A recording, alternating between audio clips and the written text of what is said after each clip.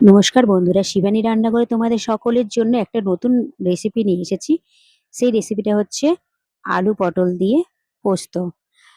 আলু পটল দিয়ে পোস্ত করার জন্য কি কি উপকরণ আছে প্রথমে দেখে নিই। প্রথমে আলু পটলগুলো ডুমো ডুমো করে কেটে নিয়েছি, টমেটো কুচি করে নিয়েছি, তার মধ্যে হচ্ছে পোস্ত, সাদা তিল, কাঁচা লঙ্কা, এগুলো বাটা হবে। আর রান্নাটা না বন্ধুরা কালো জিরে দিয়ে হবে আর সর্ষের তেল দিয়ে হবে। তো চলো এগুলো বেটে নেবো এবারে। একসাথে তিনটে আইটেম বেটে নিলাম। তার মধ্যে কড়া বসিয়ে দিয়েছি, কড়াটা গরম হয়ে গেছে, তেলও গরম হয়ে গেছে। সর্ষের তেল দিয়ে রান্না করলে দারুণ লাগে জানো তো বন্ধুরা। আর সর্ষের তেলটা গরম হয়ে গেছে, এর মধ্যে আমি কালো জিরে দেব। ঠিক আছে, আর এর মধ্যে প্রথমে আমি তেলটাকে একটু নেড়ে নিচ্ছি, কারণ তেলটা একটু কড়াটা পুরো নেড়ে নিলে কড়াটা পুরো পুরো কড়াটা তেল তেল হয়ে যায়।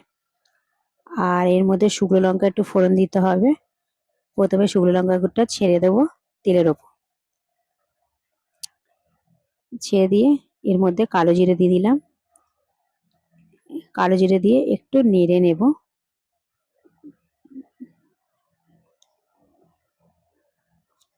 নিয়ে নিলাম, এরপর আমি আলু পটলগুলো এর ওপর দিয়ে দেব।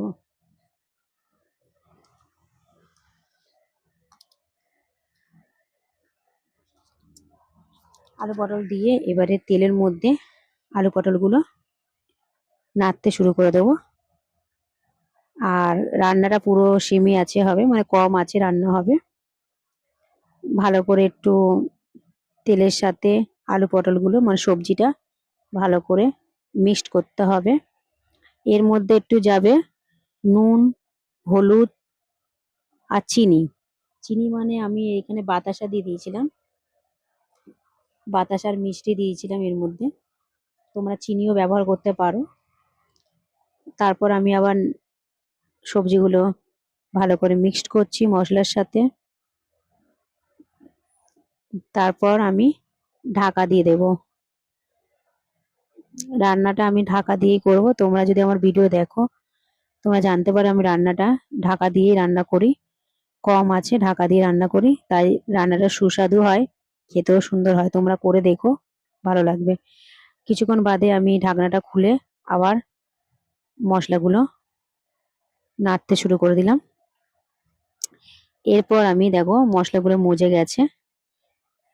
তারপর আমি এটাকে যেগুলো বেটেছিলাম মানে সাদা তিল, পোস্ত আর কাঁচা লঙ্কা, ওটা ভালো করে সবজির সাথে মিক্সড করলাম। তোমরা যদি পারো একটু হালকা জলও দিতে পারো। আমি ভালো করে মিক্সড করলাম, দেখো কালারটা কত সুন্দর এসে বন্ধুরা। এরপর আমি ঢাকা দিয়ে দেবো। ঢাকা দেওয়ার কিছুক্ষণ বাদে আবার ঢাকনাটা খুলবো।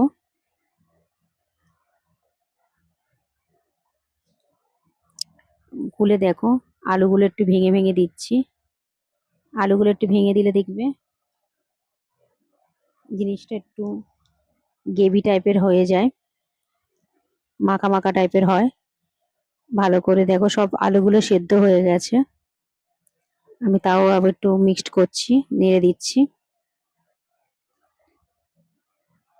দেখো বন্ধুরা আলুটা সেদ্ধ হয়ে গেছে, মানে আলুগুলো সব সেদ্ধ হয়ে গেছে। ঢাকা দিয়ে করলে আলুগুলো সেদ্ধ হতে খুব তাড়াতাড়ি হয়ে যায়। আর রান্নাটা কিন্তু বন্ধুরা কম আঁচেই করবে। দেখো এরপর আমি গ্যাসটাকে ওভেনটাকে বন্ধ করে দিলাম।